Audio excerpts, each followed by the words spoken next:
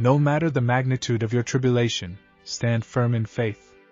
Refuse to be swayed, for the moment you release your grip on God's unwavering promises, you are susceptible to being consumed by the madness of this ever-shifting world. Understand that Jesus Christ stands as the sole unshakable foundation in this fickle realm, amidst the sea of uncertainties.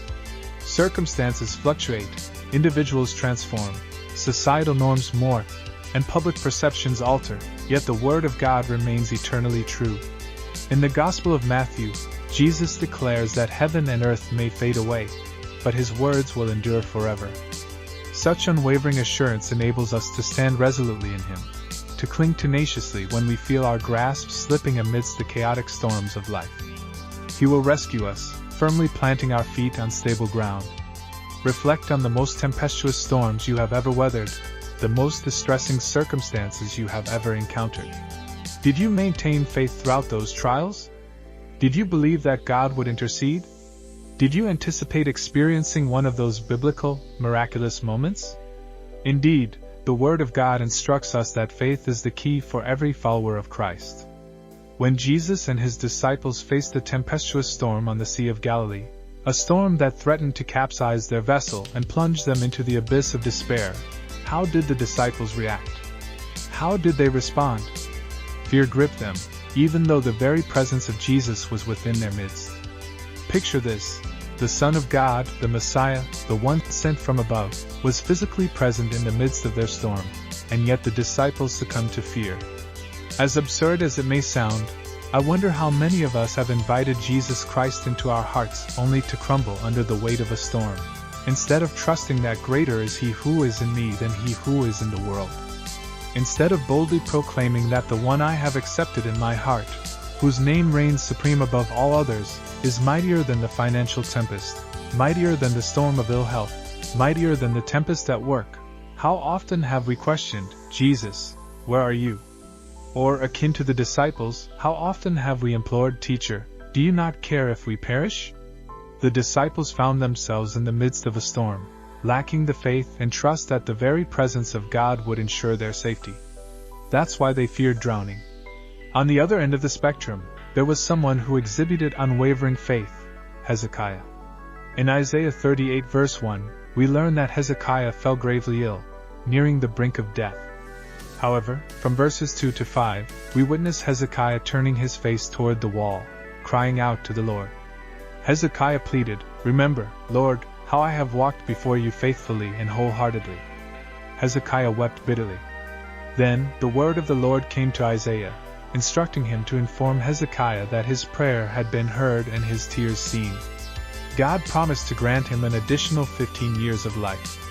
In a moment of sickness and imminent demise, Hezekiah displayed unwavering and audacious faith. He did not seek alternative remedies or consult medical experts. Instead, he turned to the Lord, refusing to surrender and succumb to death. Hezekiah called upon the Lord, trusting that his cries would be heard. And, indeed, God answered, extending his life. Considering these two examples, the disciples in the storm and Hezekiah in the throes of illness, how will you respond? How will you react when faced with adversity? Dear friends, allow me to assure you that Jesus Christ is the Good Shepherd who leads us through the valley of the shadow of death. Therefore, we need not fear any evil, for the Good Shepherd is by our side. In 1 John 4 verse 18, we read, "There is no fear in love, but perfect love casts out fear, for fear has to do with punishment. Whoever fears has not been perfected in love." In simple terms, where there is fear, there is no love, and where there is genuine, pure love, fear cannot exist.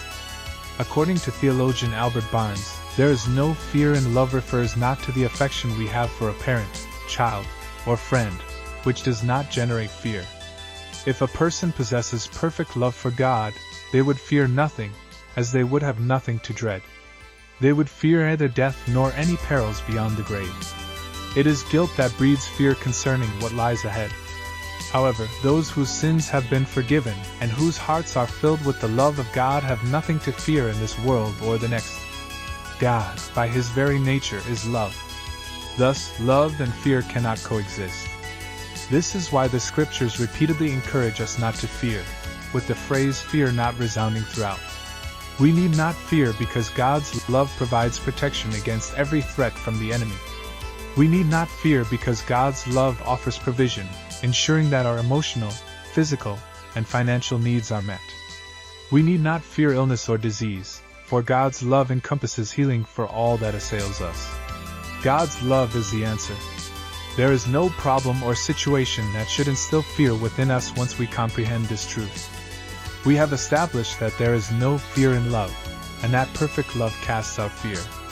Now, if we examine 1 John 4 verse 8, we discover that anyone who does not love does not know God, because God is love. According to the Amplified Translation, the one who does not love has not become acquainted with God, does not and never did know Him, for God is love. Love flows from God's essence, an enduring attribute of His nature. Therefore, as long as you abide in the Lord, fear cannot grip you. Fear cannot paralyze or debilitate you, for when you dwell in the Lord, you dwell in perfect love.